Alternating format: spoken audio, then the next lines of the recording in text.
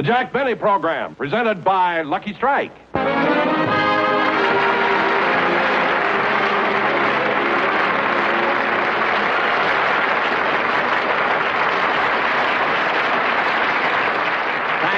Thank you very much, ladies and gentlemen. You know, for a fellow who has to appear in front of an audience today, I must say that I did a very foolish thing last night. I met a beautiful girl, and I just couldn't resist going out with her. See, we had dinner together, and we went dancing, and then I took her for a drive in my car, and we finally got to a lonely road, and wouldn't you know, I got a flat tire. And I want to tell you something. You got to be awfully strong and have pretty good muscles to yank a wheel off the car and to force a tire off the rim. It was such a dark night. If I hadn't had my flashlight, she never could have done it. Of course, I only met her last night, and I never dreamed that she was a mechanic. I thought that the monkey wrench that was hanging from her wrist was on a charm bracelet.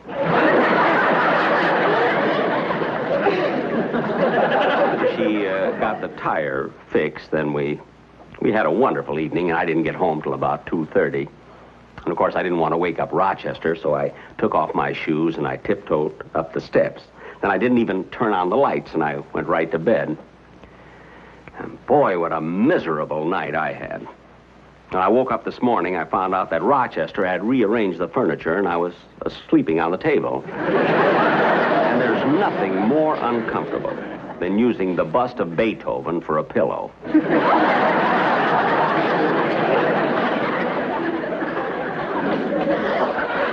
But even though I'm a little tired now, tomorrow I'll be all right, because I'm always relaxed. I always feel fine the day after a show. As a matter of fact, every day after a show, that's when Rochester and I sort of relax and lounge around on the patio at home.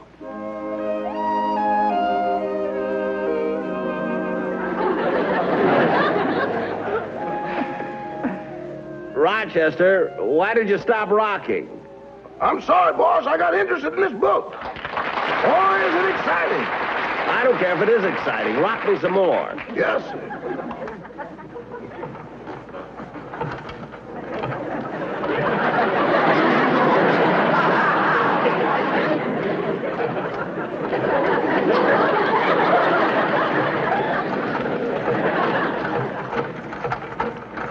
Rochester, there's a fly on me. Fan it away.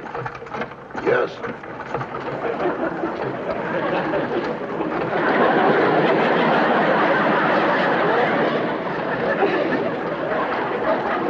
Did you finish churning the butter? Not yet. Well, churn it. Yes.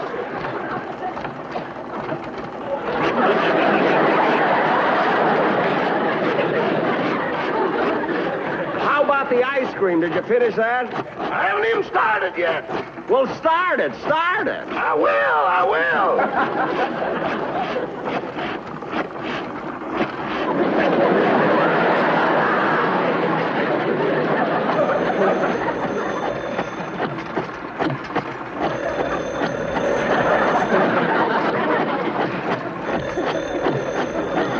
Why don't you answer the phone? It might be a quiz program, and I hate to leave all this and go to Honolulu. Answer the phone. Yes. Hello? Yes? Fine. Goodbye. Who was it? A man down the street, he wants a pound of butter and 2 quarts of ice cream. You see, Rochester, I just thought of it this morning. And already we got an order for a pound of butter and 2 quarts of ice cream. And you thought my little scheme wouldn't work. I didn't say it wouldn't work. I said it wasn't fair to put our phone number on the back of that Carnation milk truck. Well, business is business. Now rock me some more. Yes.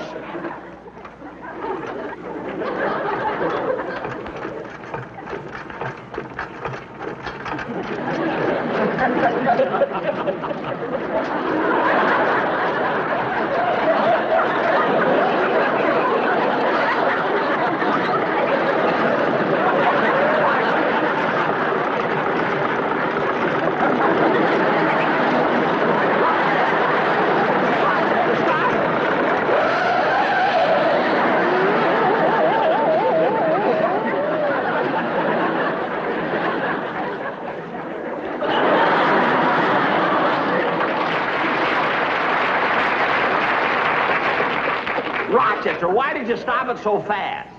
Just a minute, boss. I'll get a ladder and help you down.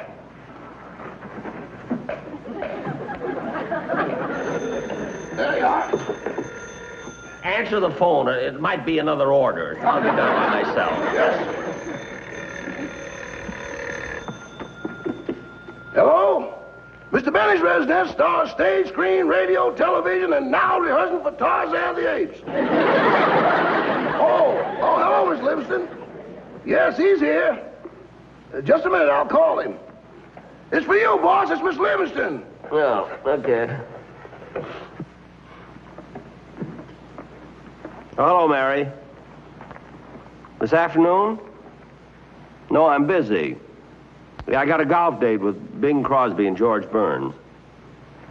What are your plans for tonight? I haven't any. Would you like to see a movie? Okay, so would I. No, don't come here. I'll come over to your house. Your television screen is much bigger. Mary.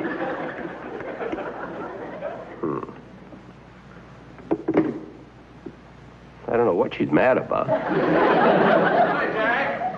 Hello, Rochester. Hello, darling. Oh, gee, what a lovely day. Yeah, isn't it? Would you like some ice cream? No, thanks, Jack. How about a pound of butter? Rochester, stop pushing the butter. We haven't got enough to fill the phone orders. Jack, you mind if I stretch out here in your hammock? No, go right ahead, Don. Now, Rochester, incidentally, here's what I'd like to have you do.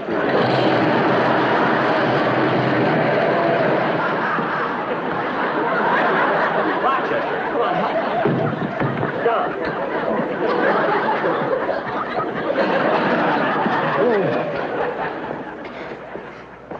Jack, I'm terribly sorry if I broke your hammock. Who cares about the hammock? Look what you did to the flagstone. Gosh, what a mess. That's all right, Mr. Wilson. I'll get a broom and clean it right up. Now, look, Don, I know you didn't come here to relax, so tell me, what's on your mind? Well, Jack, I just wanted to find out if you'd signed Bing Crosby and George Burns to be guest stars on your television show. Oh, not yet, Don, but you see, I'm playing golf today with Bing and George, and I'll talk to them about it then. You know, many years ago, Bing and George and I used to do a vaudeville act together. Oh, years ago, we were known as Goldie, Fields, and Glide. That was our names then in vaudeville, you see. And I'd like to do that same act now in television. The three of you used to do an act together? That's right. That's right. Jack, you're kidding. No, I'm not. Wait a minute. Oh, Rochester, Yes, boss. bring my scrapbook. You'll find it in the desk drawer. Yes, sir. Ah, those were the days. You know, when Bing, George, and I, when we were known as Goldie, Fields, and Glide, we used to play towns like Burning Stump, Iowa, and Stagnant Water, Nebraska, and we even played on an Indian reservation. The three of you really played an Indian reservation? That's right, Geronimo, New Mexico. Here's your scrapbook, boss. Oh, thanks, Rochester. You know, Don, this is the first scrapbook I've ever had, you know, and I wanted you to see this thing here. Oh, here. Now, this was our whole show, the show that we were with. There was the animal trainer, there's the juggler, there's Bing Crosby, there's George Burns. Easy to pick you out, Jack. There's an arrow pointing to you. It ain't pointing to him, it's in him. That's when they played the Indian reservation. Now, Don, look, now here's what I really wanted you to see. Now, wait a minute. I got it right over here. There it is. There's our act. Goldie, Fields, and Glide, you see. Now, Bing Crosby was Goldie, George Burns was Fields, and I was Glide. That was our act, Goldie, Fields, and Glide. You know, and I'll never forget when we played in Scranton, Pennsylvania. Gee, what a tough time we had following the Victoria girl.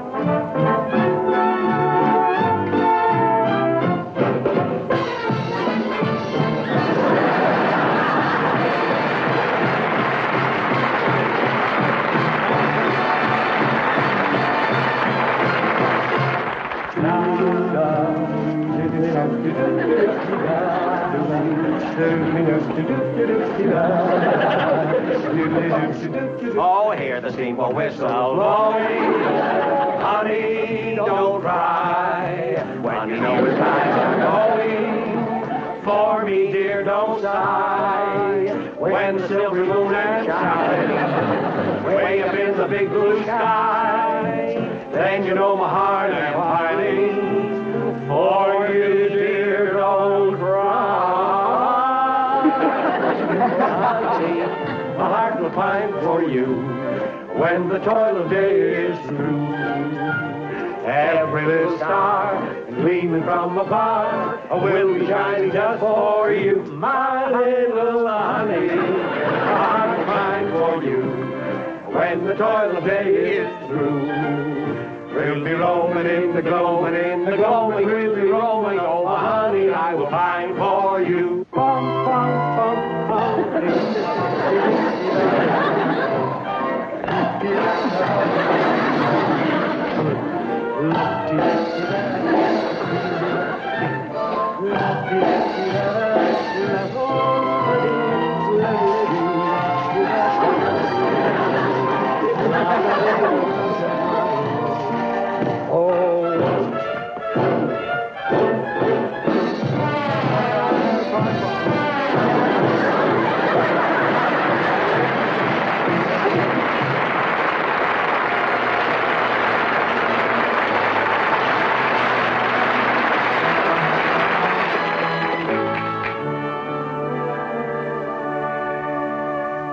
M is for the million things she gave me.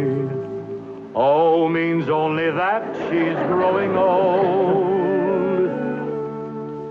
T is for the tears she shed to save me. H is for her heart of purest gold. Heart purest gold. E is for her eyes with love light shining. R means right, and right she'll always be. She'll always be. Put them all together, they spell mother.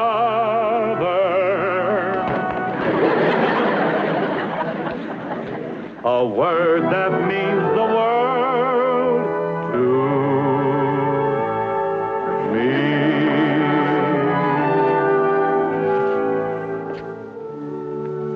Just what is wrong with the girl of today is a problem this world has to face. They blame it on this and they blame it on that, but they don't seem to get any place. Ah, it isn't the lipstick, the cocktails, the jazz that causes the girlie to fall. It's the mother who says if you're not home at 10, why, you don't have to come home at all. There's many a girl in a nightclub tonight who would have and could have been good. And each one of them is a living mistake of a parent who misunderstood. So make a pal of your daughter. Tell her what's what. And don't hide that book on the shelf. For it's the girls who are wise to the ways of the world that make it tough on guys like myself. Together they spell harder, a word that means the world to me. Them all together they spell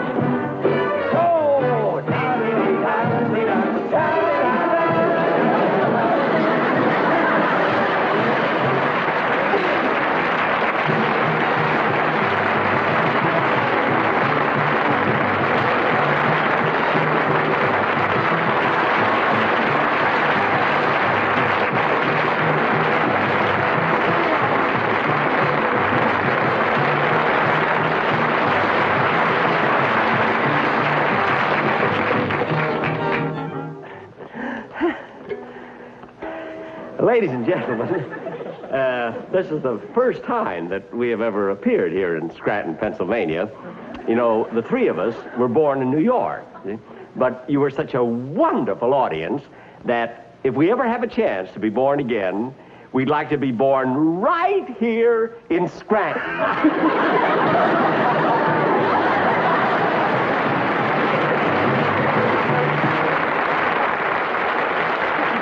Yes, Don, that was our act. Goldie, Fields, and Glide. That'll be wonderful on your television show.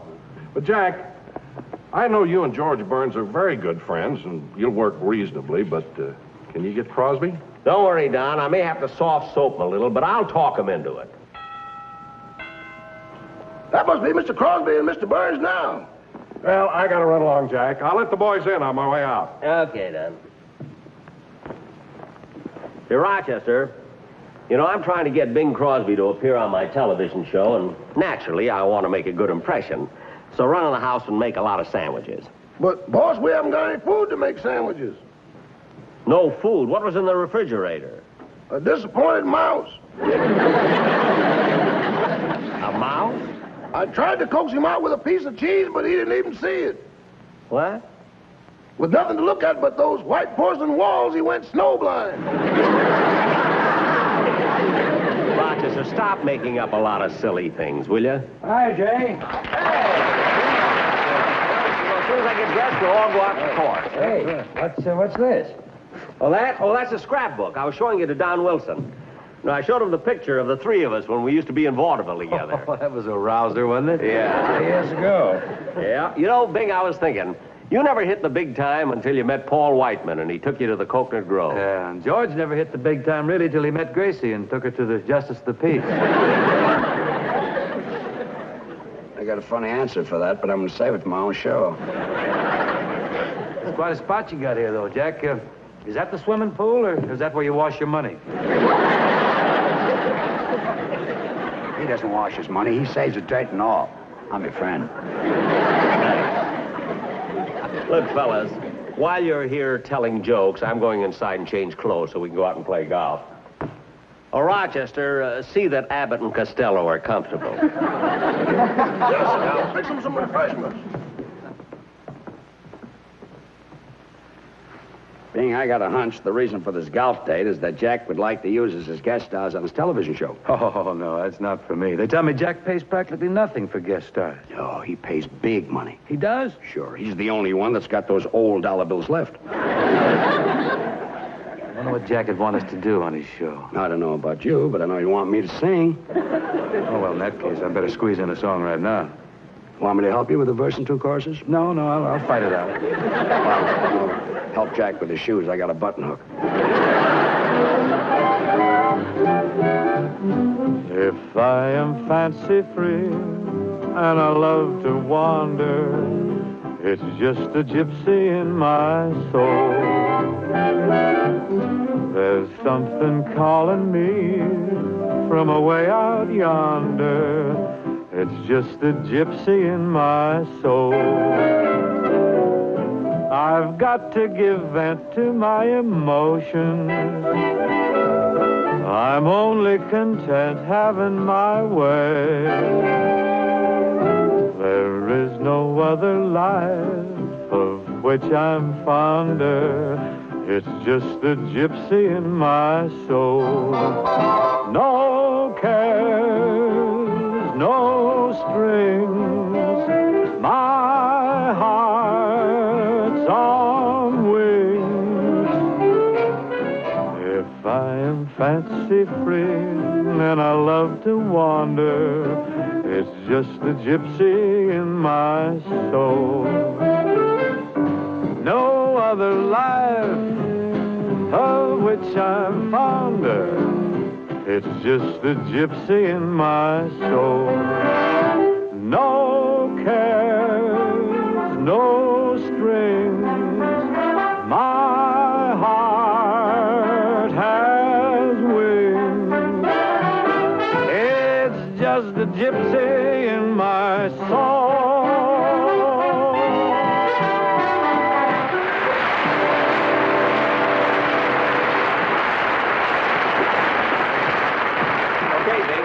Oh, fine. Where's George?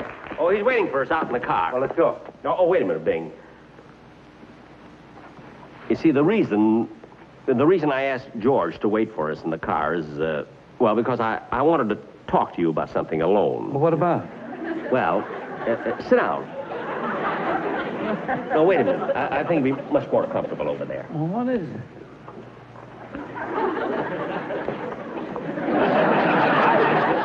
That's it. Make yourself comfortable. Oh, wait a minute. Wait a minute. There we are. There. Now, Bing, here's what I wanted to talk to you about. See, I'm going to do another television show pretty soon, and I'd like to have you as my guest on this show. Oh, I'm flattered, Jack. I'd love to be on it. It'll be absolutely wonderful. You know, Bing, I can just see it now. I'll come out on the stage first and tell some jokes, see? And then you come out and sing a song. Then I'll go back, then I'll come out, and we'll do some jokes together, you see? Then you can sing another song, then I'll come out with the violin. See, and we'll do a couple of rounds together. Terrific. It'll be sensational. How much money will you want? $10,000.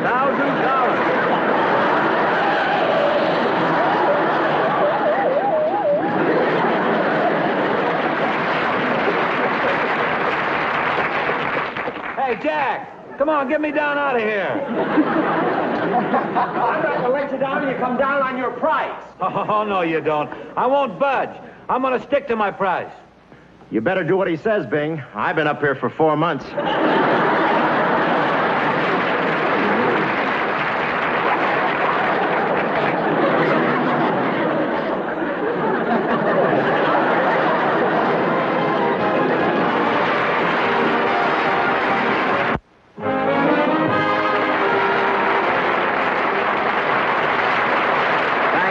Thank you very much, ladies and gentlemen. Well, that ends another television show. And I must say it's been a lot of fun working with so many great artists, I mean, in one show. You take Bing Crosby, for instance. Now, there's a fellow who really amazes me. I mean, he's so relaxed and nothing seems to bother him. How a man can have that much money and be so calm, I'll never understand. I know I'm a wreck. George Burns, of course, George is the closest friend that I have in show business. We've been friends for, many, many years. As far back as I can remember. And George is a wonderful fellow. I mean, he's so modest. He's never let the fact that he's a close friend of such a big star go to his head. That's what I like about it. And of course, Hope, Bob Hope, that little scene we did up on the tree. You see, he wasn't supposed to be on this show at all. We borrowed the tree from Paramount Studio, and Hope happened to be in it. So we let him stay. You see, between pictures, Hope is a woodpecker. Well, ladies and gentlemen, this was the final show of the season. And we'll be back again in the fall, September 23rd to be exact. So good night, everybody, and a very happy vacation.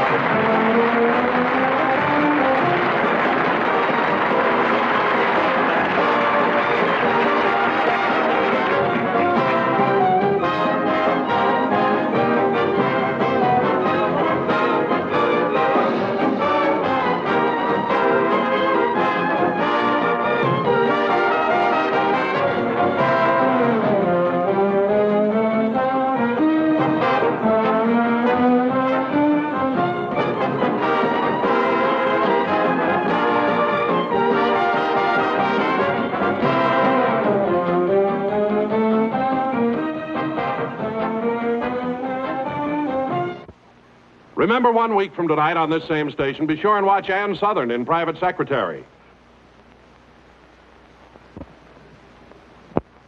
The Jack Benny program has been brought to you by the American Tobacco Company, America's leading manufacturer of cigarettes.